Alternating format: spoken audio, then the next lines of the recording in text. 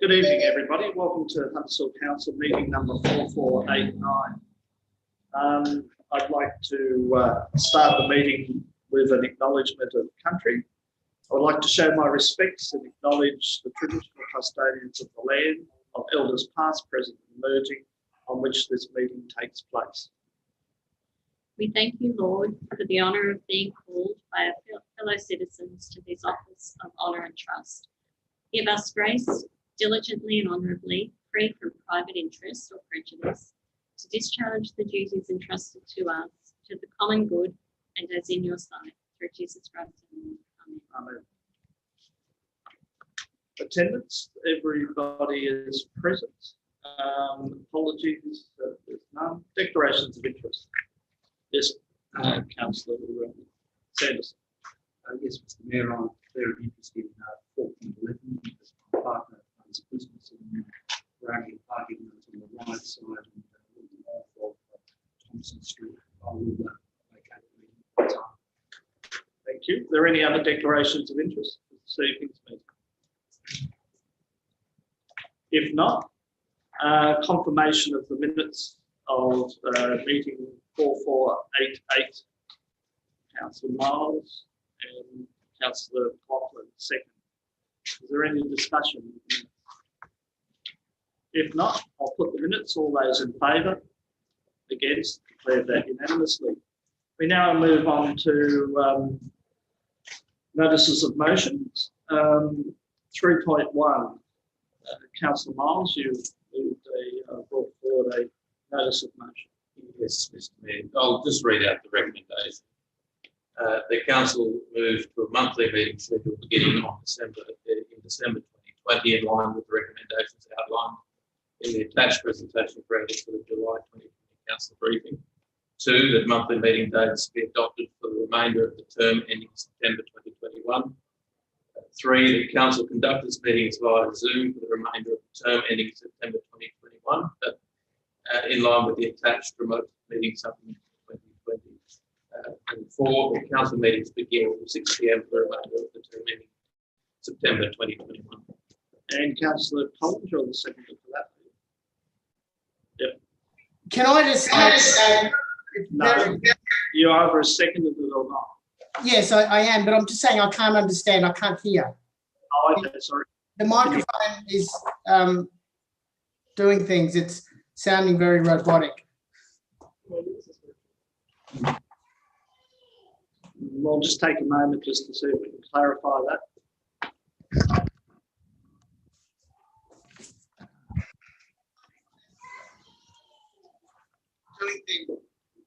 Does that improve the sound at all, Councillor Collins?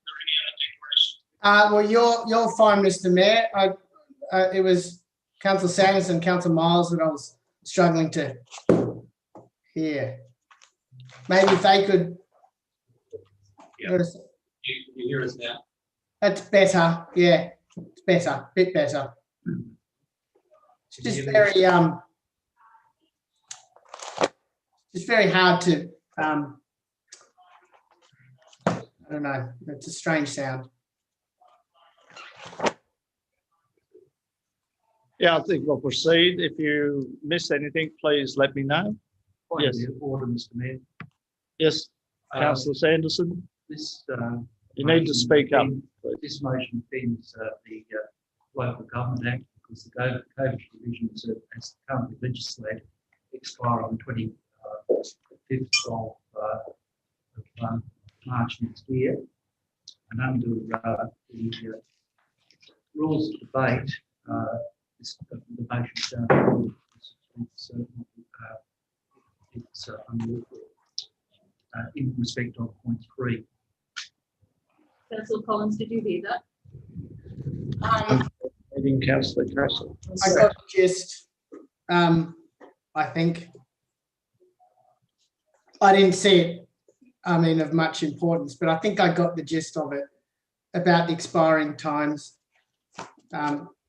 Whether it's contrary or not to the Local Government Act.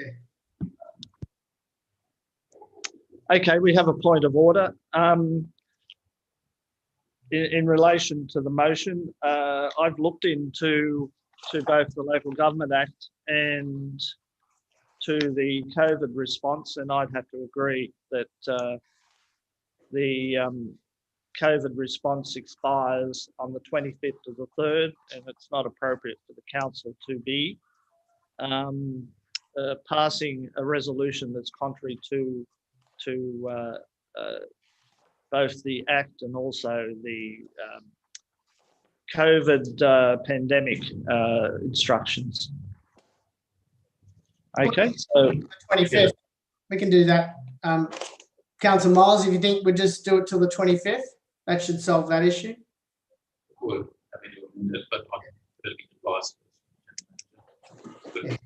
yes, Madam General Manager. Yep, thank you, Mr. Mayor. I'll ask the Director of Finance and Corporate Strategy to provide advice as to whether council can elect to meet remotely or if it does contravene the Local Government Act post the 25th of March.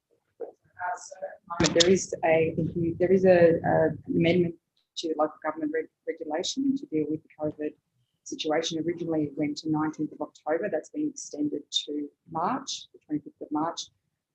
After that point, we at this point don't know, obviously, when the Parliament will extend that regulation. So what would effectively happen is that we would move back into the code of meeting practice as it exists now, if there was no further amendment to the regulation from the 25th of March in 2020. 20th of March. Sorry, 25th of March. Because it says, I amend that item 3, that council conducts meetings via Zoom up until the 25th of March, in line with the local government regulation. There's a seconder to the motion. Accept that. Councillor Collins? You accepted that. Okay. So that's now the motion. Are there, do you wish to speak? Obviously, we had a briefing on this some time ago. Majority of the council felt at the time that meetings of the council should continue as they were fortnightly. In my discussions with some of the staff, some of the things that have happened in the last couple of months, particularly with big issue items like community infrastructure coming forward, which will need a lot of our attention. I know that there's a lot of working parties and new committees formed over the last 6 or so months. I just feel that it's probably time that we review that policy, because I think councils will need to be fairly hands-on with things like the community infrastructure plan, and that we will be meeting regularly anyway, that might meet in this format. 2.3, I think that as we move forward, I actually don't think this, we're here today, but I don't think this format is conducive to the pandemic. Most councils aren't conducting in-person meetings. The majority are conducting meetings via Zoom, which I think is sort of best practice in the middle of the pandemic. It's something we should be adhering to as per the regulations. So I'm happy to move the recommendation, and simply it's because we have a lot of supplementary work, I think, that can be conducted in the time we would usually be on council meetings, and I think that it's going to be a much more hands-on approach, particularly with things like the infrastructure plan. But when I gauge the staff's views on this, I think it's quite clear that they believe that having Okay. Any speakers against? Councillor Sanderson. Mr. Mayor, I'm speaking against the stage and suggest an amendment. Yes, Councillor Sanderson. I'd like to suggest the amendment that we delete point 3 from the motion, and I foreshadow that I'll have a couple of amendments before we get through this. Thank you, Councillor Collins. Is there a seconder to that? I'll second that. That wasn't me. No, I think you mean Councillor. Sorry? Yeah. You just said thank you, Councillor Collins. Sorry, I didn't say anything. Sorry, I meant Councillor Sanderson. I'll second the motion if nobody, the amendment if nobody else wishes to do so. Do you wish to speak to your amendment, Councillor Sanderson? Yes, Mr. Mayor, I'm a little surprised that the wasn't dropped completely. I think, I hope we showed the market it's important that we get back to face-to-face meetings with the same.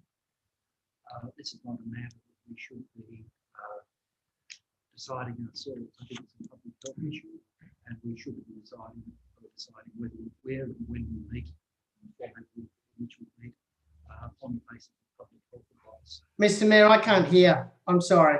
I can't hear. I can't hear a word. And if I can't hear it, probably no one from the YouTube can hear it either. Yes, Councillor Collins, we've heard you. Well, We'll move the microphone. Thank you. Do I need to repeat everything or just make a few points? no, definitely not. No, that's fine. Just go ahead. I can hear now. All right. I think this is a matter on which we should be following public health advice. I don't think it's something that we need, and we did this in the early stages of the pandemic. I don't believe it's necessary for us to make this change at this point in time. We want the flexibility to have meetings when and where appropriate. I hope tonight that we'll demonstrate that a face-to-face meeting has value. It certainly does in my view. It gives people the opportunity to talk both before and after the meeting. So I would think that point 3 of the motion is not necessary. Yes, Councillor Mark.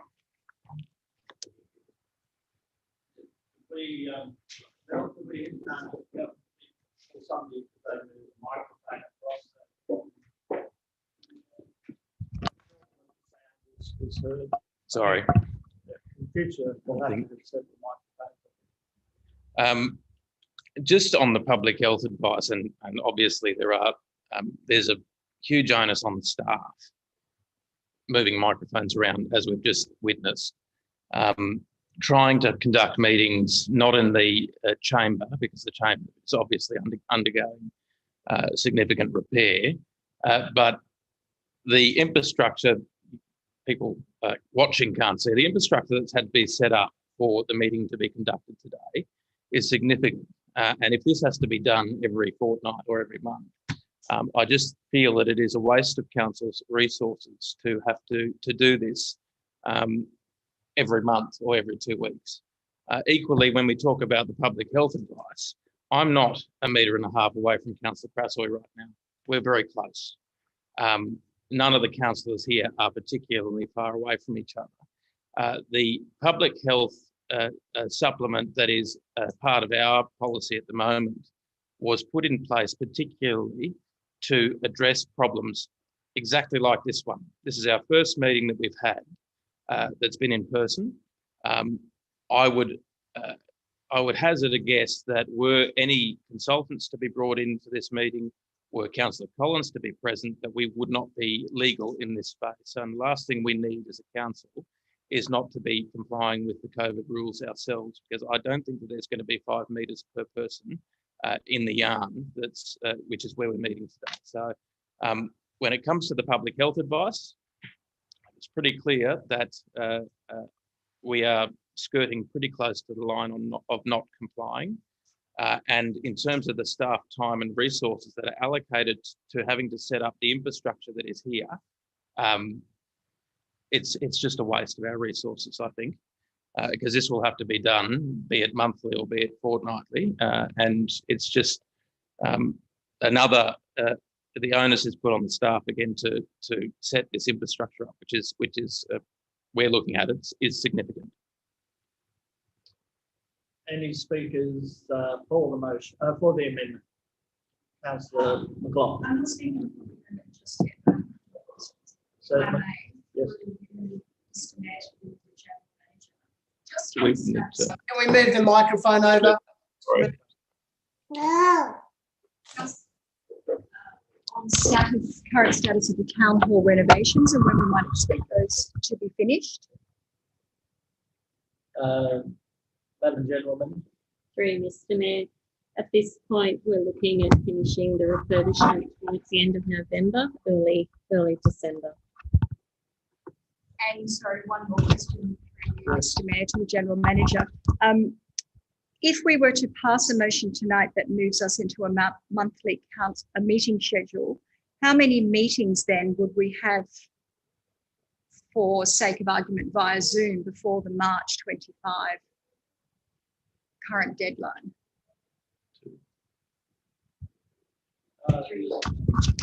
Three, Mr.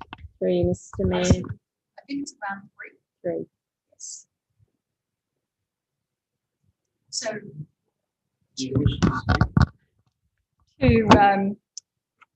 to put all of that in context, we're talking about 3 meetings in the yarn, potentially, up until the current, actually we'd have 2 meetings in the town hall potentially from the beginning of next If year. there's no extension to the current rules. Yeah, 3, Mr. Mayor, that's correct. If the current public health orders remain in place or the minister's order remains in place.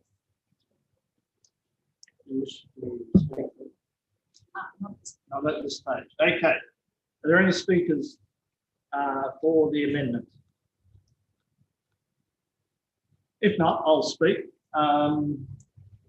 I think it's important that council is transparent in its business. And the only way it can be transparent in its business is to operate within the Act. And the Act clearly states that council meetings are to be held in a face-to-face scenario. Councillor Miles has mentioned the difficulties that we're having this evening. These are teething problems, and in any case, the council chamber will be available from late November.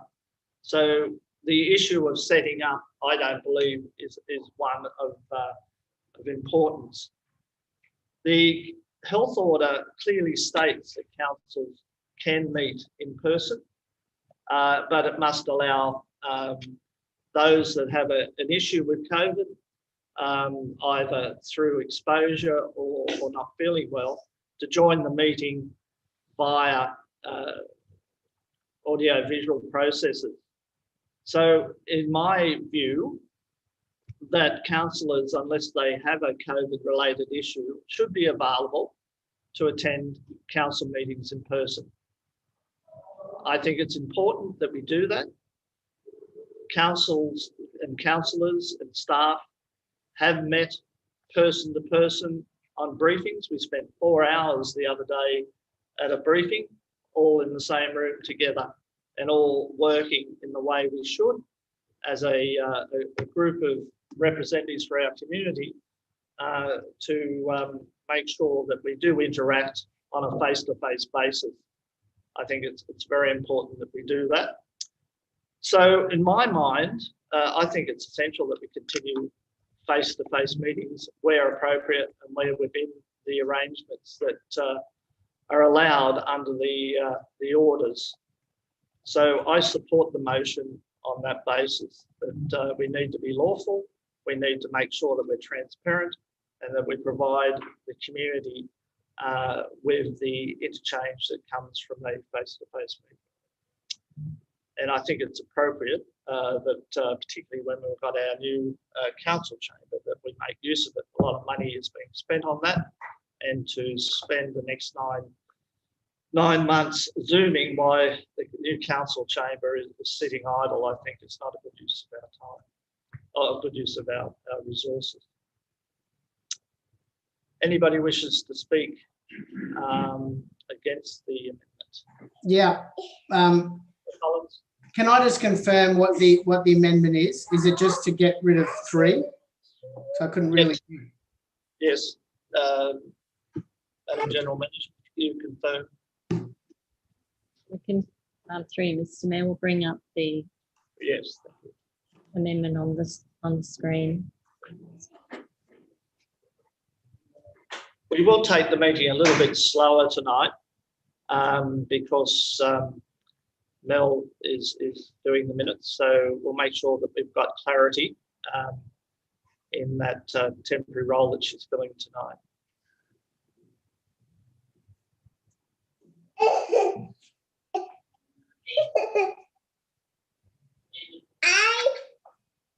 Do it.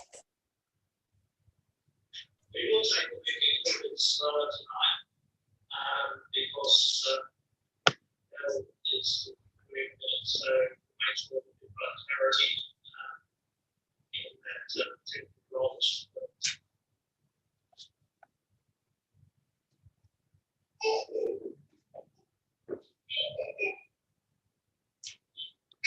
We're just waiting at the moment until we get the shared screen up and running so that we can actually see what the wording of, or what the, it's just the deletion, is it? Do we need to do that? Because I think the thing I've seen on the screen, Mr. Mayor,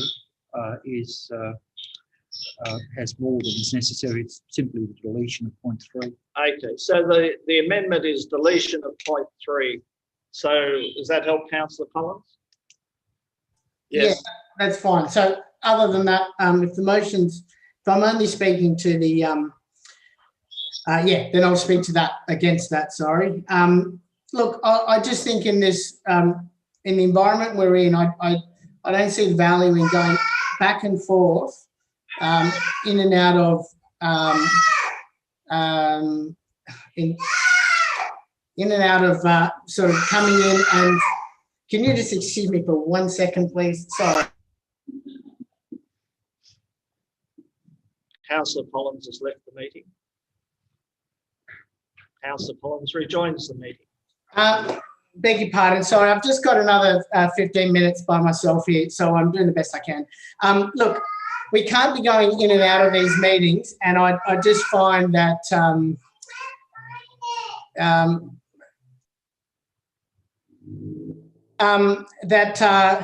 look, if we look around the room at the moment, we're also putting staff as well who aren't getting a say in this. I just think it's safer for everybody. We just do it to the end of March. It's constant. People don't feel pressured that they should come in, because I think at the moment there might be, even though there's an option, there might be an expectation, you know, for staff to turn up, as they all have tonight, and it's pretty hard to make an appointment. But look, at the end of the day, I just think we need certainty and consistency. And look, you know, if things significantly change early next year, then we can revisit. But for now, you know, stay home, stay safe. That's the message. And this is, you know, I think we can conduct our meetings this way. Maybe not perfectly tonight, but in general, we should aim to have it on Zoom at least until March. So that's what I have to say about that. Councillor Collins, can I ask a question of you? Yes. What you're proposing is that council not conduct any in-person meetings, that we do everything by Zoom. Is that what you're saying? Look, I'm talking about the formal council meetings where there's, you know, yeah, basically these sort of monthly meetings. We do that by Zoom. There may be times when, you know, where, like we did the other day, where it was in person, and look, that was safe. It was spaced. It was okay. We all voluntarily came in. But I just think as a general policy, we should stick to the message, which do this from home until we know that it's safe, and then we can revisit it later. It's not. You're not proposing a blanket prohibition on face-to-face. No, and I don't think that's what the motion. Yeah, well, look, no, I find it more efficient for the meetings, but no, not a blanket ban, because that wouldn't. Yeah, I just mean the formal these monthly meetings that we're having. Yeah. Okay. Any further debate for or against? Councillor McLaughlin, were you speaking for or against? I'm going to speak for the amendment, but on the indulgence of the mover, suggest that perhaps we move to in-person meetings when the town hall becomes available. I agree with the Mayor and Councillor Sanderson that our community expects to see us put our point across in person. And they also expect to be able to sit in the gallery and view us having a debate. The chamber is the place where we should be doing that. It's historic and significant. It's undergoing changes at the moment, so it's not available. So we are meeting in this space, which really isn't ideal. But if we don't meet in the chamber, it makes the chamber just another meeting space. I think that the community who supported us through amalgamation expects its councillors to be in that chamber debating on behalf of the community and being able to be seen in the gallery and to be able to put their point across in the chamber. So I don't agree with this going to Zoom for the rest of the term. I think we should try to meet in person as soon as we possibly can. I understand that the point has been made that we can only do it until March anyway. So I do think that we need to start meeting in person. Whether that happens when Town Hall becomes available, that would be my preference. I understand that the health concerns are very, very important, and perhaps it is advisable that we meet. That would only be one meeting that we would be having anyway between now and Christmas. And February, we expect the Town Hall to be available. So I think we can get us throughout this period and meet in person from February onwards in our Town Hall, in the chamber, in our Town Hall. So my amendment would be that that Council conduct its meetings via by foreshadowed amendment would be that Council conduct its meetings via Zoom for the remainder of this year, and if it is safe to do so in accordance with LG New South Wales health regulations, that we meet in person when the Town Hall, when the chamber is available. So can I just seek a bit of clarification for the minutes that you're proposing that we meet in the council chamber when it's available? Is that wording? Because it may be available, as the General Manager said, later this month. So it may be available later this month, but I do think that Councillor Miles makes a good point, that, and Councillor Collins makes it as well, that perhaps we should, for the sake of public health, just get through this period in the next few months. We are very, very low, but this is a very difficult arrangement that we have here, and I just think we should leave it until the beginning of next term, the beginning of next year. So that's the foreshadowed amendment. So we're dealing with the amendment on the floor at the moment. Can I ask a question, Mr. Mayor? Yes, Councillor Collins. When is our first meeting back next year? It'll be the second in February, second week, Monday in February. There is a list in the back here. I'll just turn to.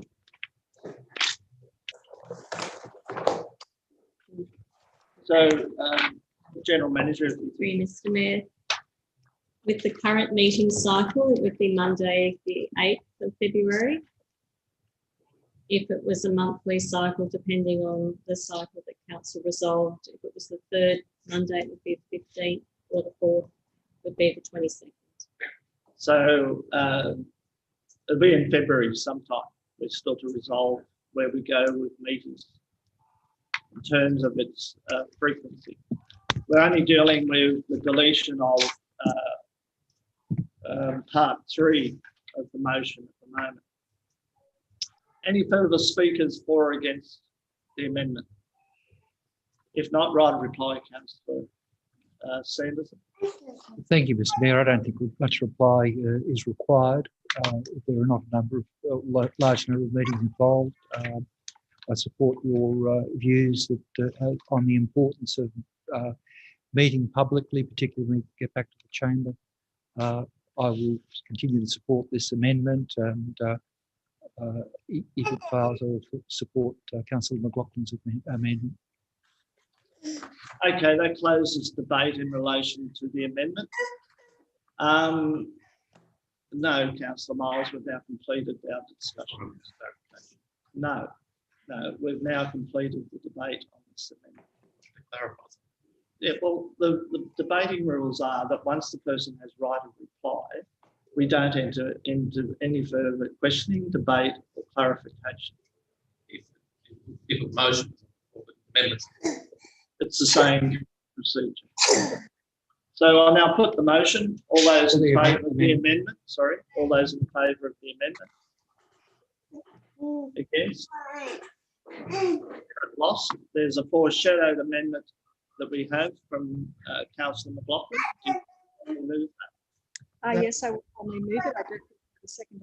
Well, yes, Councillor Frassler. You wish to speak to your amendment? No, I think I spoke to it when I foreshadowed it. Thank you. Any further debate in relation to the amendment? Speakers against? Speakers for? Right of reply? Not necessary. Put the amendment. All those in favour? Against? Declare it carried. Councillor Collins, I quite didn't catch your hand. Was it for or against? No, I got there late, sorry. Yes. For? Okay, that's unanimous. Order of the amendment. We now move back to the motion. Councillor Sanderson. Yes, Mr. Mayor, I'd move another amendment, and that be that we sever point 4 to a separate motion. And then I would foreshadow that I'll put an alternate to that 7 part of the motion. 7 being? Well, we remove the current point 4 from the motion. Right. And debate that as a separate motion. So you foreshadowed that would be. And at that point in time, I'll foreshadow an alternate motion. I don't know whether you want me to go through that at this stage, or we leave that till later. I need to clarify what's been proposed there. So we'll do it piece by piece. But, my concern, Mr. Mayor, is what are you proposing? I'm proposing that we remove point 4 from the motion. That's the amendment. No, point 4, which is the amendment would be. The amendment would. The point not deleted. That it be debated separately as a separate motion. So you're foreshadowing that as a motion? No, I'm moving that as an amendment at this time. Okay, is there a second to that? I'll second it for the purpose of debate. Councillor Sanderson. Thank you, Mr. Mayor. My concern about the structure of this motion is that we've got about 3 separate points in it, and I think different councillors have different views about those 3 separate points, and I think it'd be far more rigorous for us to consider them separately. One, the points being monthly as opposed to fortnightly meetings. We've already dealt with the matter to do with the public health regulations, and also the final point is the meeting start times. I think that needs to be dealt with separately, because I think there's a diversity of views among councillors, and it should be debated separately. Okay. Any further debate? Right of reply? Not required, Mr. Mayor.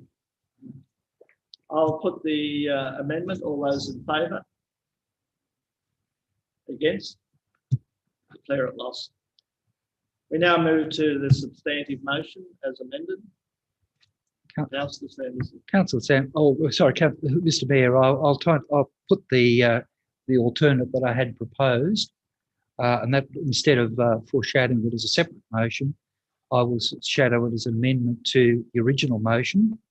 So what I would amend, or the amendment I propose at this stage, is that council meetings commence from 7:30 in line with Council's Code of Meeting Practice Clause 3.1, following repeal of the COVID-19 pandemic special provisions currently legislated for repeal at the end of 25 March 2021. Is there a second to amendment? If not, for purpose of debate, I'll second the amendment. Councillor Sanderson. Look, I think I- Before we move forward, have we got that down in the minutes? Yeah. Okay, that's good. Can I get confirmation of the amendment, please? Can we see it? What is it? Just to change to 7:30? I'll try to share the screen.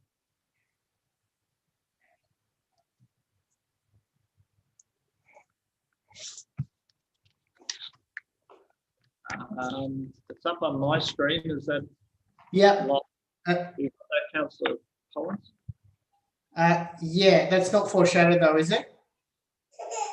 No, that's an amendment we're dealing with. Yep, got it. Okay, thank you.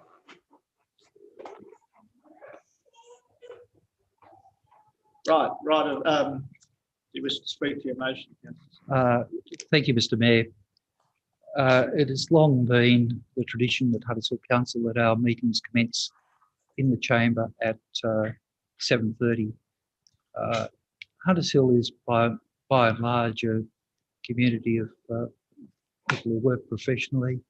It does have huge diversity, but our meetings should be inclusive of everyone. When I worked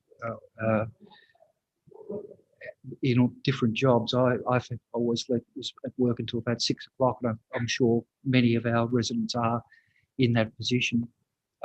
When we get back to our regular meetings in the chamber, I think it is very important that meetings are open to everyone, and 7:30 is the time that provides that opportunity for people to get home if they feel like they have something to eat, get to a meeting.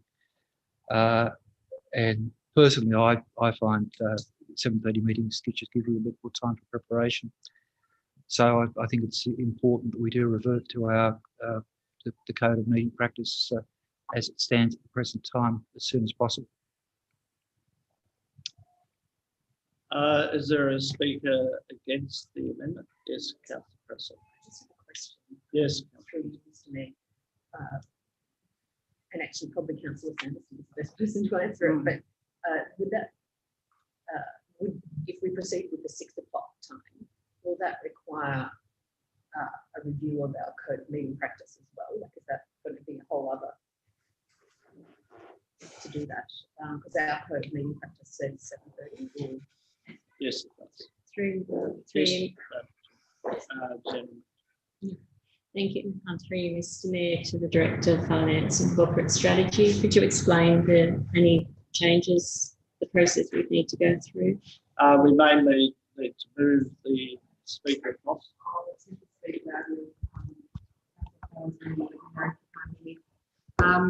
Look, these are certainly unprecedented times. The Local Government Act specifically calls for the Code of Meeting Practice to be put on public exhibition. There is some provision for a minor change, but generally when you do make changes, it is the notice period in the 42 days as well. So there is a question there, is 6 p.m. versus 7:30 p.m. considered a minor change? So that's a consideration to have. So in terms of the specific time, generally speaking, what you would do is make the decision of whether that's a minor or a major change, and do subsequent revisions and put the Code of Meeting Practice to public exhibition. Through you, Madam General Manager, to the officer. So your view is that the current Code of Meeting Practice is 7:30, and to change that we need to go through a process. Thank you, Mr. Mayor. So yes, the current meeting code of practice does state 7:30. As the Director said, if it's deemed to be a significant change, then we would need to advertise that meeting code of practice. However, if we remain in the Zoom meetings, we have that time to exhibit that change if Council wishes to go that way. Councillor McLaughlin? I'm sorry, I have another question. Councillor. You might grab the speaker again. Yes. Likewise, point 1 of the Recommendation is that we move to monthly meetings. Again, does that need to be advertised? Through you, Mr. Mayor, to the director. So the local government, the local government act requires notice and minimum fixed meeting 10 meetings. The notice provision requires where those meetings will be held and time. So as long as there's adequate notice, being 3 days, and you also fix the minimum 10 council meetings, then that's the legislative compliance. Thank you. Where are we in the debate? Have you spoken to amendment? Again, I've spoken for the amendment. So Yeah. Is there anybody wishing to speak against? yes. Colin? Thank you. Yes, look, 6 o'clock is just a much more suitable time for so many more people. When we talk about the makeup of the community, there are a lot of professionals, and I'm one of them, and I work, and I want to actually, come to the meeting, at the end of a long day, and then actually, be able to do it and then get home to my family like the staff will want to and everyone else does. With a very early start for myself and a lot of people, a lot of young families like myself, we got to start, I'm up at 5:45, getting the kids up, breakfast, school. By the time we come home, 6 o'clock, I've already had a 12-hour day. I've got to wait around for another hour and a half for a meeting just to start. Now, if you need preparation time, I mean, we can get the business paper sent a little earlier, but if we're doing preparation an hour and a half before the meeting, I wouldn't say that's good preparation. And there's no reason why 7:30, traditionally or not, there's no reason why 7:30 is the optimal time. I just assumed the Hunters Hill Council meetings were scheduled for 7:30 because a former long-serving mayor wanted to watch Neighbours and Home and Away before the meeting started. But other than that, I can't think of any reason why we would not just, start at 6, let people get home to their families, not drag it. When it gets to 11:30 at night when we have to finish with people droning on, I have to get up 5 hours later. It's ridiculous. Now, let's try and think about what the actual community want. If they want to watch the meeting, it's on YouTube now. That wasn't available in the past. They can watch it on their phone. If they want to come to the meetings, they can, they can make it at 6 o'clock. We're not talking about a lot of people coming to speak to meetings. And on those occasions, then, maybe they can find a way to get here a little earlier. But honestly, I think it is more practical for people that have, outside lives beyond this council. All this staff here, they're all sitting there. They've got to go home. Why would we keep them there till 11 o'clock? If you can't get to a meeting at 6 o'clock, then maybe you just can't make it. But it's not like we are losing a whole bunch of people by, bringing it forward an hour and a half, but we're making life a lot more comfortable for a lot of people, including myself.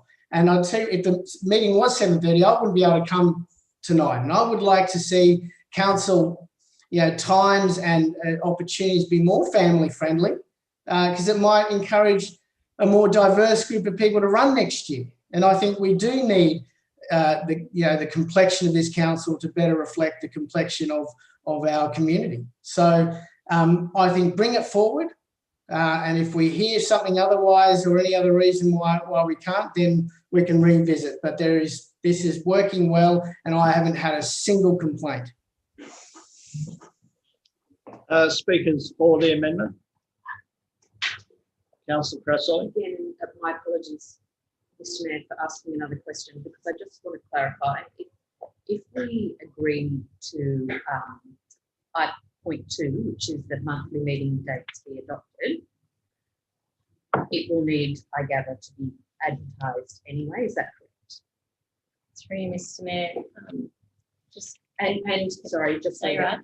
And that, so the advertising period is 40-something days. So let's say that happens from tomorrow, etc. So notice, through you, Mr. Mayor, notice requires the meeting date, the time and the location. If the code if the council resolves to go this way, then, and we're setting the dates for 2021, then that would suffice. That's the advice I've had. Maybe the director would like to add to that. So to the council can deem this a minor change, that the council resolution itself provides adequate intention and notice to move the meetings, and then accordingly enact the public notice through both your business papers, your public notice provisions, your website, whatever means that you execute public notice. But as long as the council resolves to move that way, it can deem that to be a minor change. Because I believe the code of meeting practice does explicitly talk about 7:30 p.m. starts.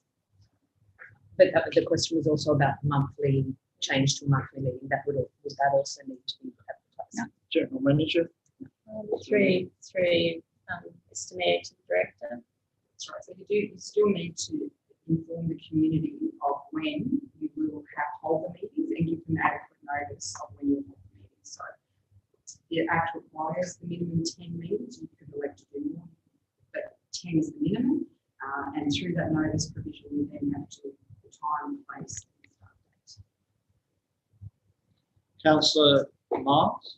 Just here again to through the General Manager.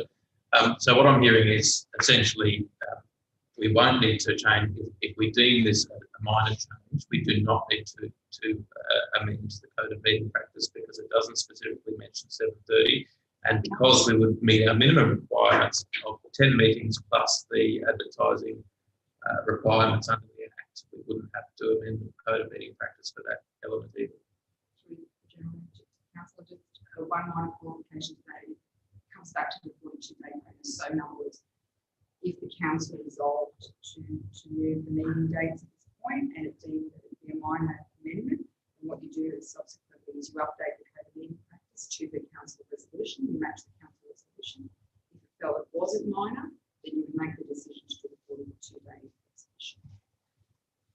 Councillor Miles. Sorry, a point of clarification, which I was trying to make earlier, was that it's the recommendation is to adopt the schedule as per the attached report, which actually specifies the dates for 2021. Do you need a reply to that? Or is that just No, that's just the point of clarification regarding the confusion about what dates were actually in the report. That's if we adopt. If we adopt. But we're now dealing with an amendment. Any further discussion on the amendment? Yes, Councillor. I'm going to speak against the amendment. While I don't agree with some of Councillor Collins's comments, I do agree with his premise. I think a 6 p.m. meeting time has been working well during the time that most of this year actually, we've been meeting at 6 o'clock. I agree with Councillor Collins that many of the staff don't live in Hunters Hill. They're often waiting for a meeting to attend, and they're often working very, very late until 11 o'clock. They're working the full day and then they're working until 11 o'clock. I imagine there is a monetary issue as well in terms of the overtime that we pay for councillors. That's helpful in the report. Yes, that's right. That's right. So I'm just mentioning that. And having councillors and staff and workers out late on a Monday night until 11 o'clock is not ideal.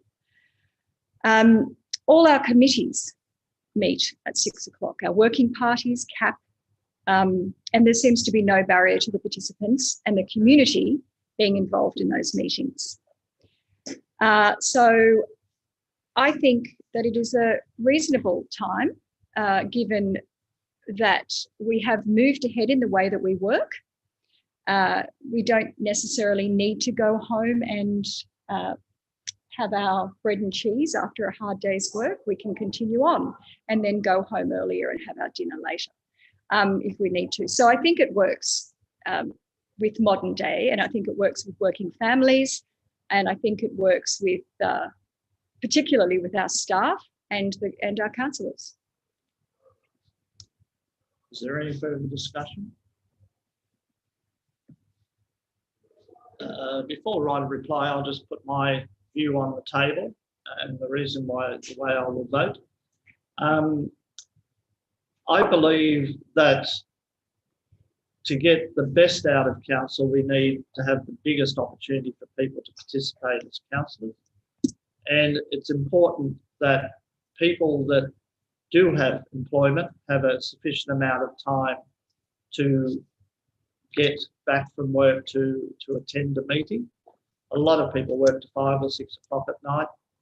The other side of the coin I see is that when I was bringing up my children, I needed to be around at that earlier time of 5 to 7 o'clock to feed them, to bathe them, and to get them to bed.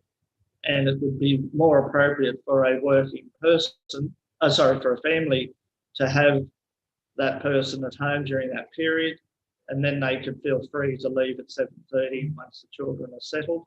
So in my mind, 7:30 is an appropriate time. I do acknowledge that it does cause staff to hang around, but in terms of ensuring that we have a good cross-section of our community on council, and we've got an election coming up next year, then we should make it possible for all people to participate. And I believe 7:30 is the most appropriate time for that. Having said that, right of reply, Councillor Sanderson. Thank you, Mr. Mayor. You've summed it up very well. I don't think a right of reply is required. Okay, I'll put the amendment. All those in favour? Against? Declare it lost.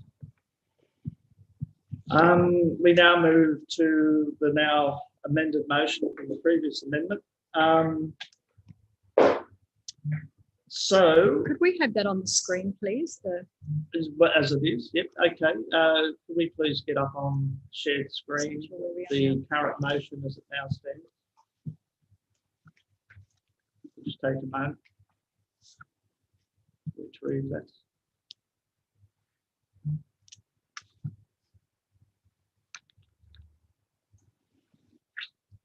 That's the motion as it now stands. Yes, Councillor McLaughlin. I thought my foreshadowed amendment was passed. It was, so that needs to be there. In point three, yes. That is, no, it's different to the original. No, but that's not what councillor. No, No, that's not. that's why I asked to see it. I wasn't. Yes, it's good. Did the general manager get notes on that? I noticed you were writing. Yeah. General manager. Through Mr. Mayor, and if Councillor McLaughlin could just double check I've corrected this correctly, that council conduct its meetings via Zoom for the remainder of this year, and if safe, in accordance with the public health order, in the council chamber when available.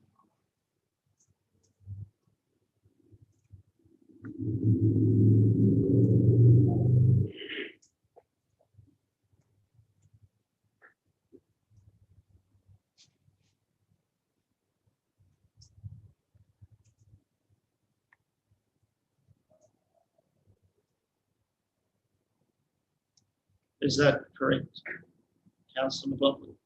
Yeah, I just have there's a bit of an issue with in accordance, if safe, in accordance with the public health order. I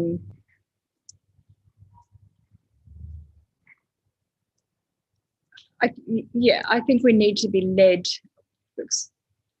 No, we need to get it as we originally agreed to in the amendment. So we need to get those words accurate.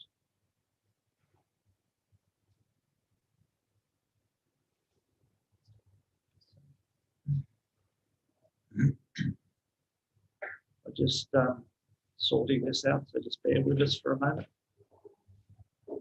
Mr. Mayor, if I could suggest councillor McLaughlin, we just take out the word so. Yes, that's what I'm thinking. And if so, I should say. And in accordance with the public health order in the chamber with a capital C, when available or when it becomes available. Yes.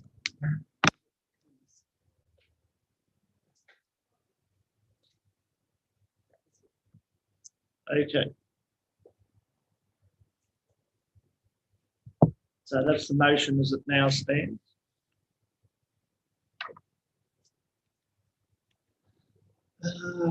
Where are we up to? Right of reply. Sorry, I have think you finished your- speakers against. No, we put the motion at this point. No, we haven't. Haven't? Okay, righto. Speakers against? Anybody wishes to speak against the motion? Councillor Sanderson. Thank you, Mr. Mayor. I think it's incumbent on council at this point in time to keep abreast of issues. We have a huge number on the plate at the present time. The scrutiny of council is absolutely essential. In my view, we've had one or two shorter meetings. By and large, I believe there should be more matters come before the elected body of council. I would therefore oppose any reduction in the number of meetings. And we've lost some of the other points, but in terms of the number of meetings, I believe that should remain as it is. We've had times, not necessarily just in the recent weeks, but in this term of council, with fortnightly meetings or to a month more correctly, we've had many occasions where we've had trouble getting through the agenda in the evening. If the number of meetings is reduced, I can see that carrying on. So I would be voting against this motion. Any speakers for the motion? Councillor Cresswell. Yes, Mr. Mayor. I'm thrilled that this motion has finally got the majority of councillors behind it by the look of things. The previous general manager brought it to us nearly 3 years ago. It's been raised by the previous mayor and it's been brought to us by this general manager, raised on multiple occasions. So for whatever reason, and I don't mind really what it is, I'm glad that everyone is starting to get on board with this idea of council being able to execute the work that we councillors design for them in our meetings and to execute the good work that they do with our community. There are more committees, though there were committees previously that really didn't get enough airtime because there was always a council meeting to be had in between. So I'm really happy that we are finally going to get on board with where the bulk of other councils in the state have been for quite some time. So congratulations for finally embracing that idea. As far as the 6 o'clock start, I would have been happy to leave that for the next council to decide, but as this is now in front of us at last, I'm also happy to let that roll through, and with it in mind that the next council can decide to change all of this again if they want to, and that this will only take us through to September 2021. But I'm looking forward to the efficiencies we'll gain and the great strides we'll make in that time. So thank you, Councillor Miles, for embracing this. Any speakers against? Speakers for? Councillor McLaughlin. Yes, well, I have always agreed with the GM's proposal to move to monthly meetings. It's not a radical concept. There are most metropolitan councils in Sydney are on a monthly meeting cycle. If we change to monthly meetings, I think our meetings will become more efficient. We will not feel we need to fill in the air with words. I think we will actually get through our work in a very efficient and robust way. And I'm looking forward to having a really full agenda that gets us and gets us and the community really embracing what we do here. We have so many committee meetings. We have so many working parties. We have briefings available in between our monthly meetings. It's a very, very busy schedule. This is not about lessening our workload. In fact, it's making our workload far more efficient than it is at the moment, and it's certainly far more efficient for the staff. And if the staff are working efficiently, then we're working efficiently and the community is working efficiently. So I have been wanting this for some time for our council, and I'm hoping that it will get across the board tonight. Any speakers against? Speakers for? Before I go to write a reply, because I'll be voting, I would like to put my point of view. And my point of view is clearly about transparency. Council needs to conduct its business in a transparent way. And if we move to having our business conducted in briefings rather than in an interactive mode with our community, then I think that will diminish the business that we do. The council business paper is always full and dealt with in an appropriate way. I would not like to think that we're going to move away from open and full debate on issues, just in the mode of efficiency. I think that we owe our community a very clear role as leaders in our community to be transparent and provide a very full and frank debate in the public domain, rather than doing a lot of our business in briefings where the public can't access that information. So for that reason, I believe council should continue its current process and its current meeting schedule program. And if an elected council is elected in another 7 months, then they will have an opportunity to set the agenda from where they want to go. But I think it's not appropriate for this council, or not advisable for this council to be making these changes at this stage of its council term. Right of reply, Councillor Miles. Thank you, Mr. Mayor. I obviously don't believe that it's going to make the council any less transparent than it is. There's a lot of work that is going to have to be done by a committee, and there's a lot of irons in the fire for until. So, to Councillor Brassel's point and Councillor Lachlan's point, I think that it will make our meetings more efficient. I've worked well with the 6 o'clock start time. I think that the council has worked well on Zoom. The idea that is in some contravention of the Government Act would mean that we are currently acting illegally, which I don't believe that we are. So I see no reason as to why we wouldn't do that. I would certainly elect, after the experience this evening, to meet via Zoom, definitely for the remainder of this year. I would be surprised, barring a vaccine of some sort, that public health order won't be extended. I think that if it is extended, it would probably be advisable that we retain the Zoom meetings. I would certainly elect most likely to attend via Zoom if that is the case. But happy with the motion as it is, and recommend this to the council. That closes debate. I'll now put the motion. All those in favour? Against? Declare that carried. Councillor Sanderson and myself were against the motion. We now move to the next item of business. And do we have people that are going to be addressing council? Would you like, gentlemen, to move to that? Yes. Which item have we got speakers? It's the auditor.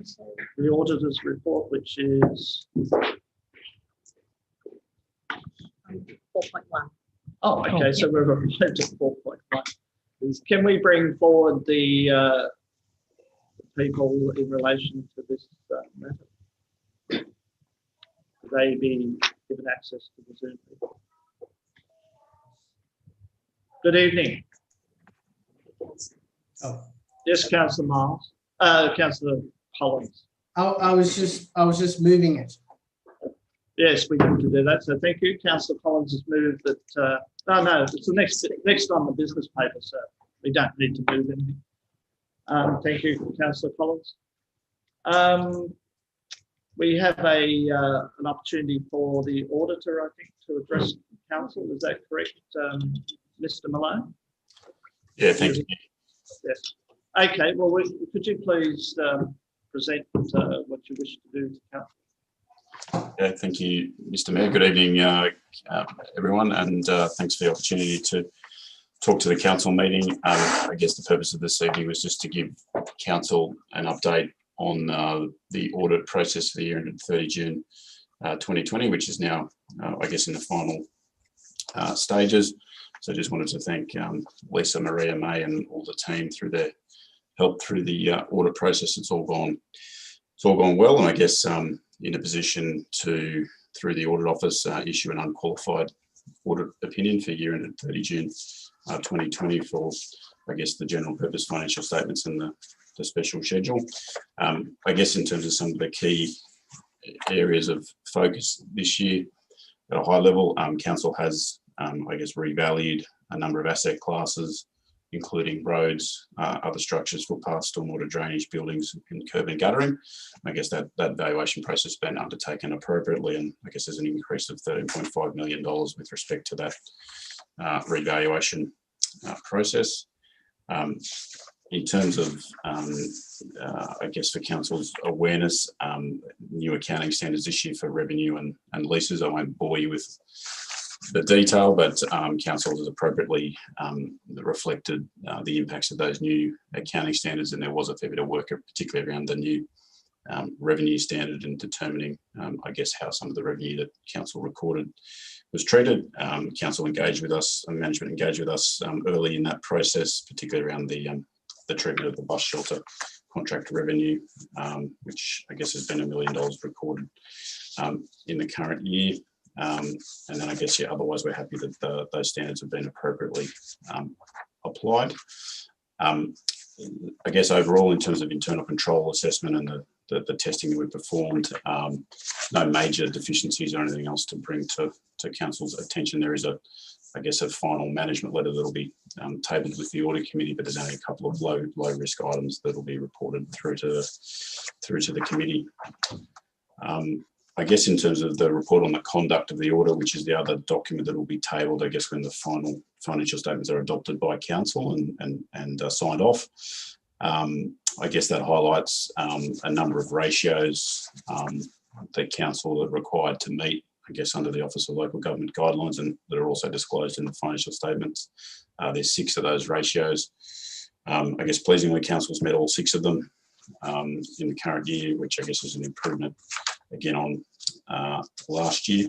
So that's, I guess, reflective, I guess, of the financial performance and I guess the liquidity and financial position that council is in.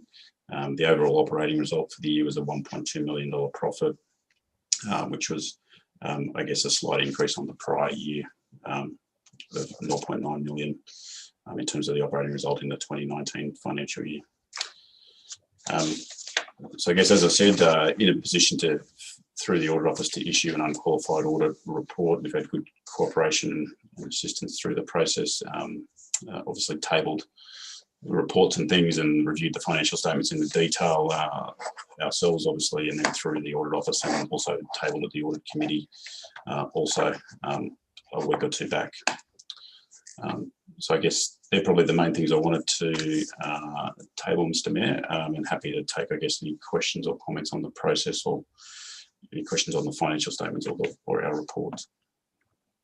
Thank you, Mr. Malone. Are there any questions for Mr. Malone from the council? If not, thank you very much for your reporting, and that's completed that process. Councillor Collins. Yeah, I'll move that we, the motion 4.1. Seconded, Councillor Miles. Is there any debate? If not, I'll put the motion. All those in favour? Against? Declare it unanimous. Thank you, Mr. Malone, for your attendance this evening. Sorry it took us a while. Okay, thank you, everyone, and good evening. Thank you. That now brings us to the next item on the agenda, which is 4.2, which is the Riverglade Plan of Management. Councillor Miles. Are you moving? Yes. Is there a seconder? Councillor Craslow. Do you wish to speak to your motion? Councillor Miles. I do just did want to ask a question through you as the chair. I had raised the potential for a second crossing of the river. This would include that necessarily if we could use that Mary Street on that road. Madam General Manager. Sorry, I would have usually I would have raised this in a briefing, but we haven't had a briefing on this particular.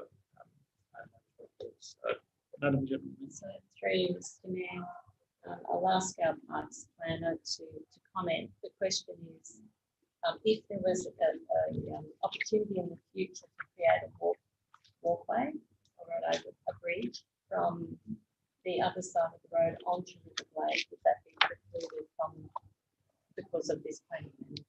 I think Councillor Miles is referring to near the Via, yeah. which is at the bottom of Mary Street.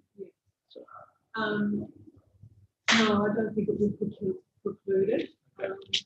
In this plan of management, the landscape concept plan is associated with it, not embedded in the plan of management, and that's a much more flexible document. And so, if that is an idea that is to be developed, then the amendment to the landscape concept plan doesn't require an amendment to the plan. okay, Councillor Miles. I will speak to the motion, given it is just to put the report on public exhibition. I'm very supportive of this.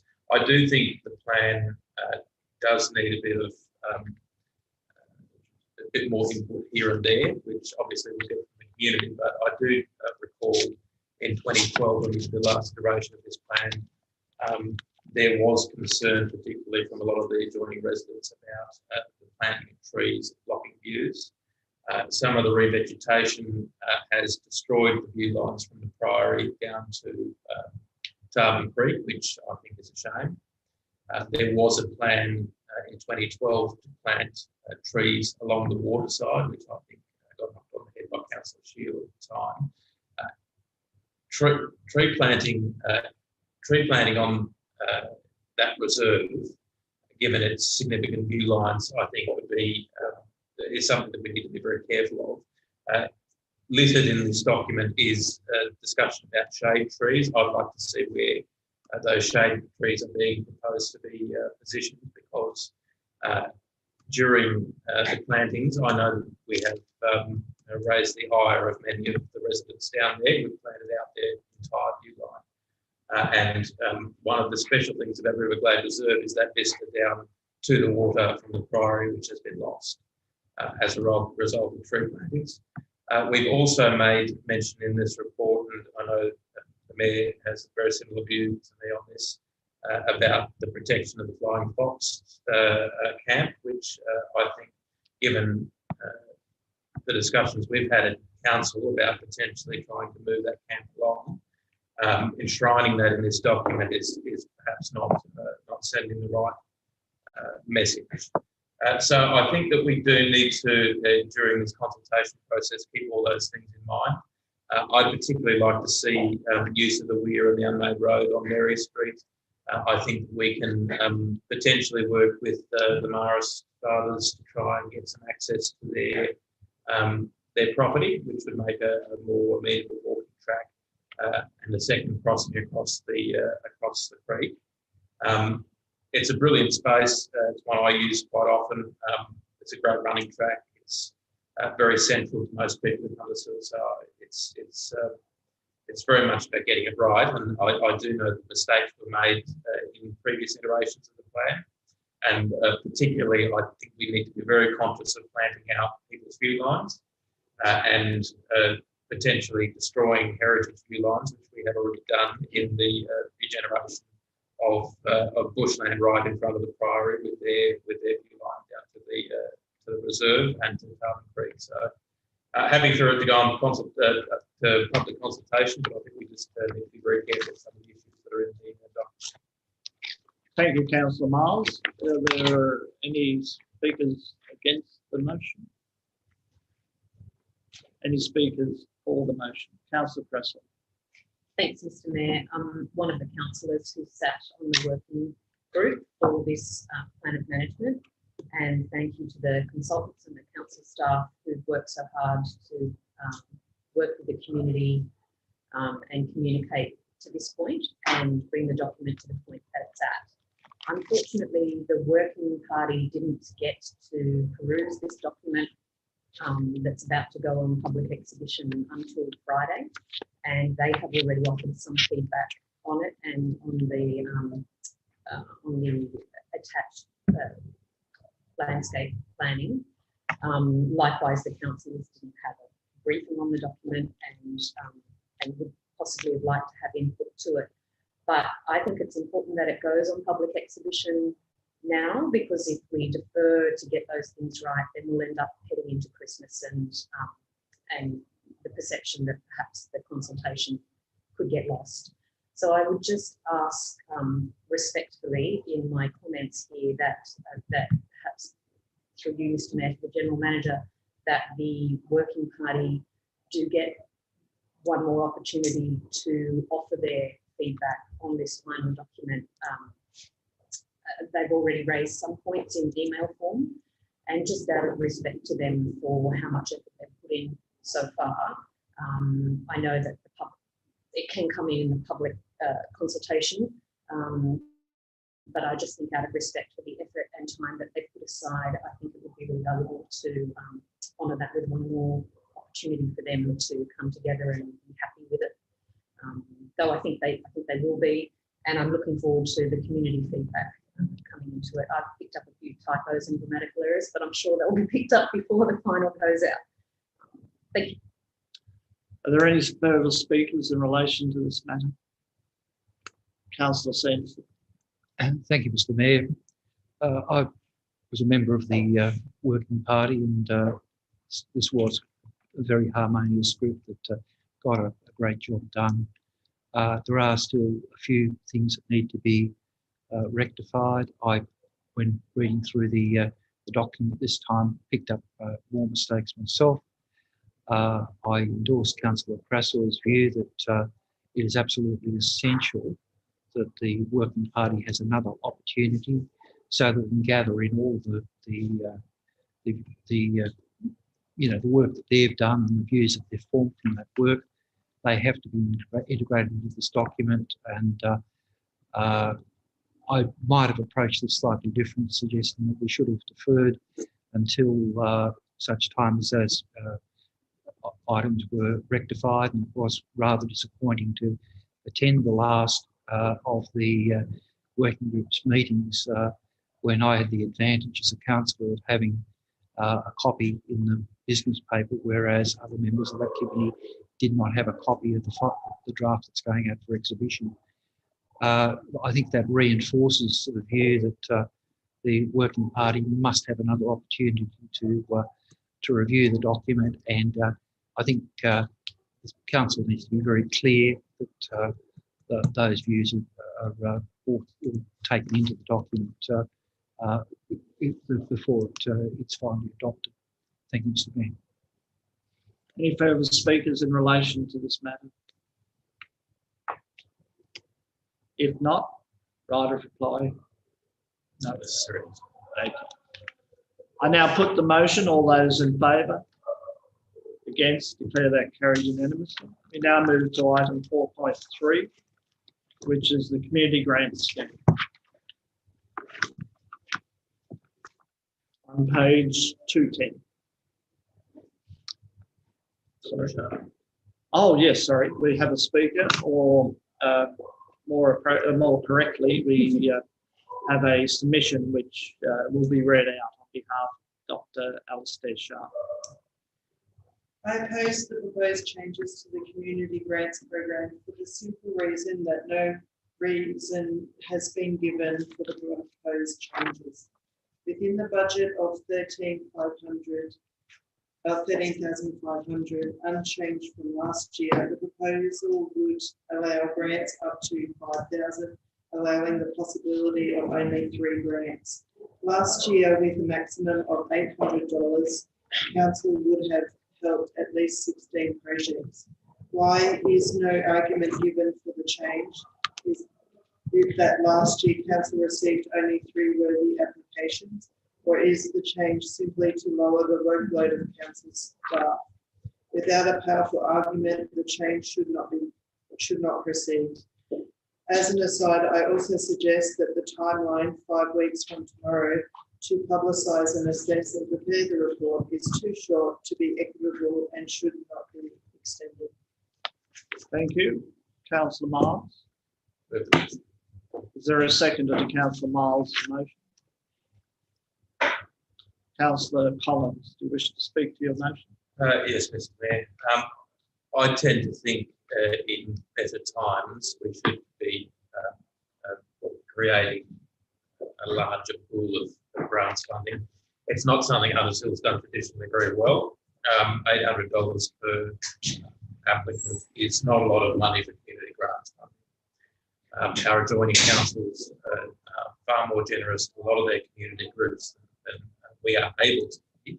But as we get budget in line over the coming years, I'm hoping that the total figure of grants funding will change. This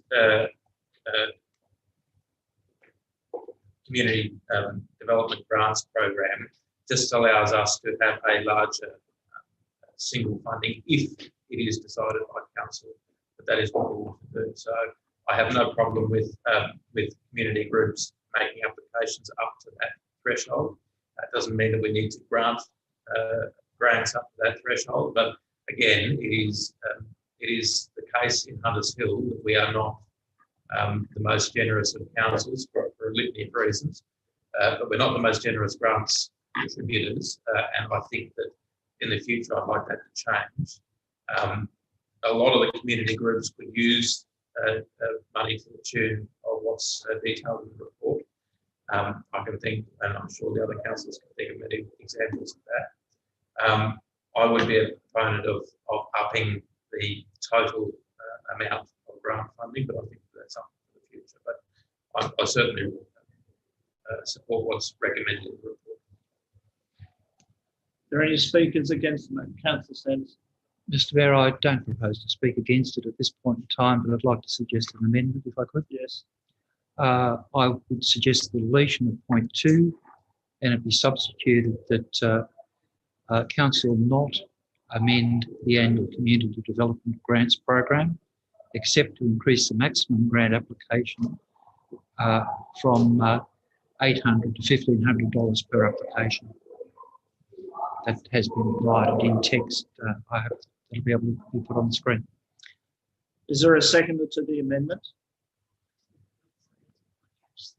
Could you please repeat the proposed amendment? Yes, that the present point 2 be deleted, that the point 2 be replaced with that council not amend the annual community development grants program, except to increase the maximum grant application from $800 to $1,500 per annum.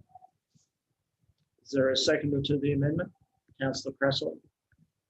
Do you wish to speak to your amendment? Councillor Sanderson. Yes, Mr. Mayor.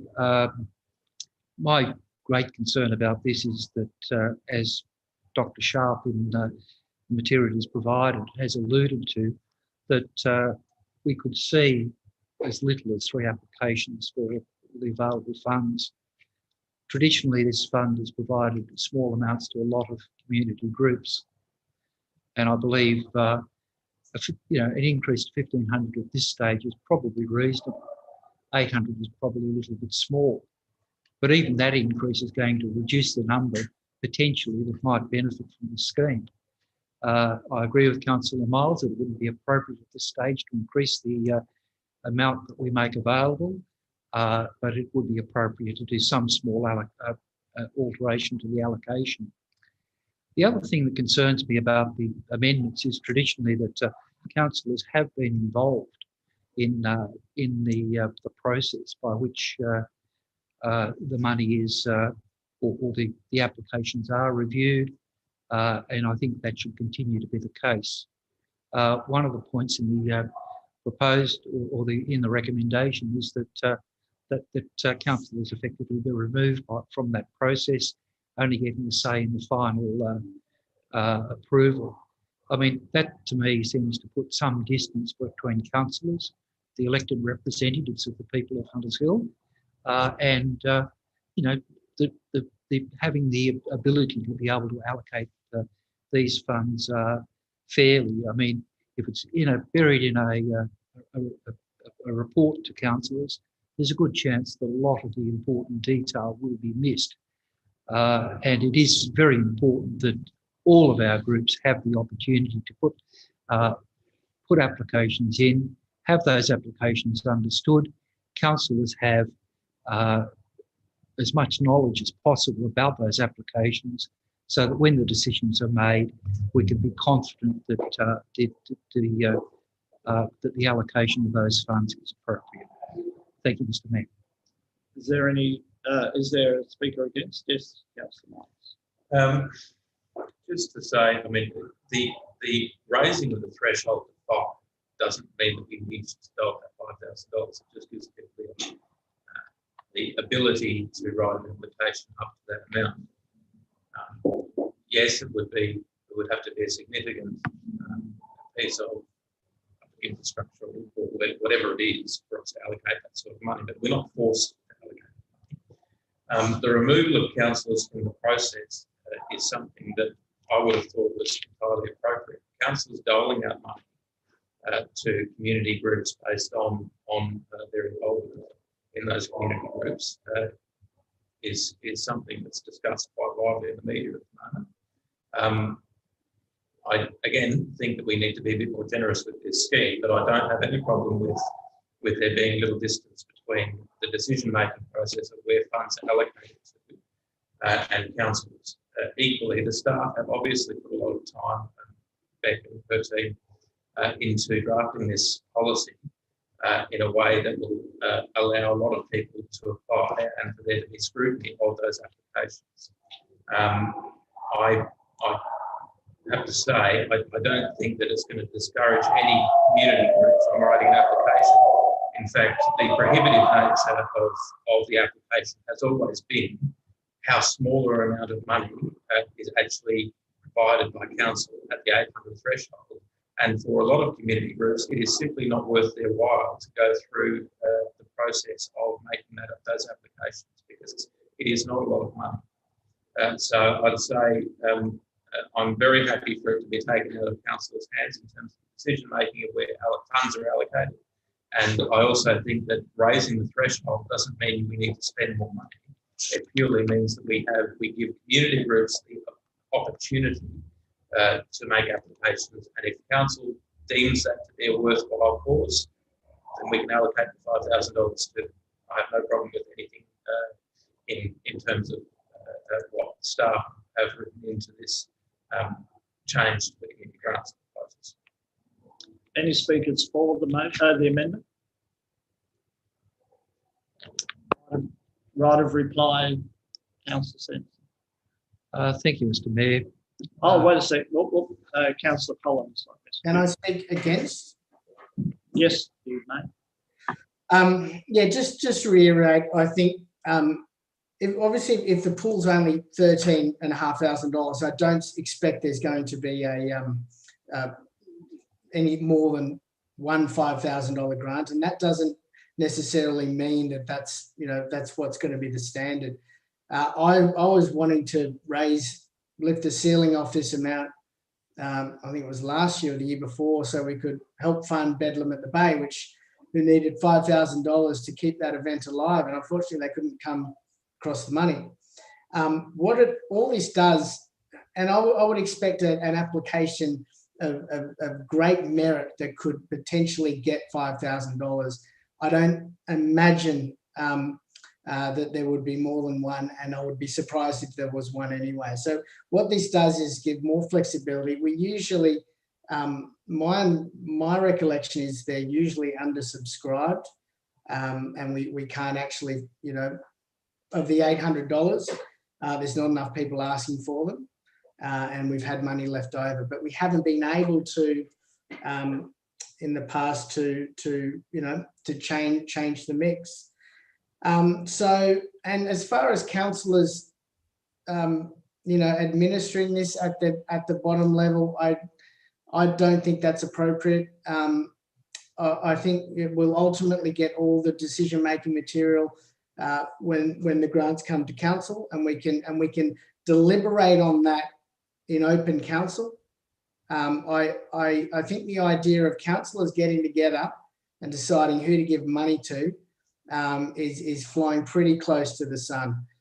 So I haven't attended any of those meetings, but I think I'll be quite happy to discuss individual community groups' needs in open council, but not really comfortable, allocating the money behind closed doors. So I prefer a council report that was transparent. And for honest, I actually don't expect there's going to be a $5,000 grant unless it's something that's just amazing. And if there is something amazing, well, why rule it out? Why rule it out? Let's just put it at 5, and it's unlikely it's going to be used, but why 1,500? Because something like Bedlam at the Bay can't go ahead. So just make it 5. Bear in mind that we need to spread it around fairly, see what happens, and then, just keep it open. I'll be quite happy to have no ceiling and just have a community groups might get together and make it a common application. Let's not limit ourselves now based on what we think will happen. Let's just open it up and let's just see what unfolds. Ultimately, we're going to have that final decision in open council. If we find that too much of the money's gone to one group, then we can just deal with it then. So I just think we should see how this goes and see if it improves the system. If it's wrong, then the next council can change it back. Councillor Sanderson, do you wish to write a reply for your amendment? Yes, Mr. Mayor, I do have some concern about some of the things that have been said opposing the amendment. I think it's entirely appropriate that councillors be involved. They have been in the past. There has been no question about that involvement. Our code of conduct should deal with conflict of interest, so there shouldn't be any problem there. And in terms of making change, I am one for making changes incrementally rather than making huge change like this all in one go. I think increasing the limit to 1,500 is entirely appropriate at this stage. We can review again.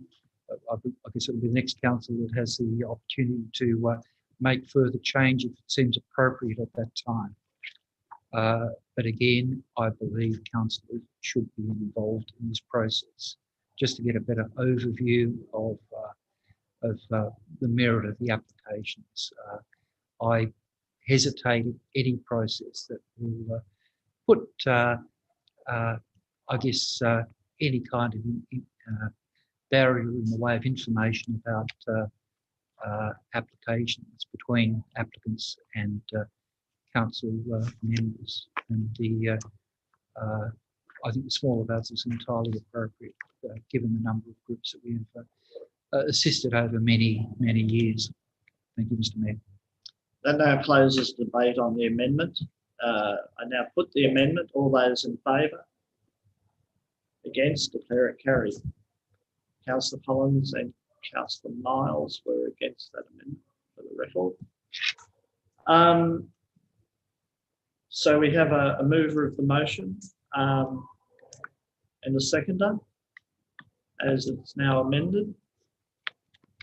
Any further debate? Right reply. Councillor Miles.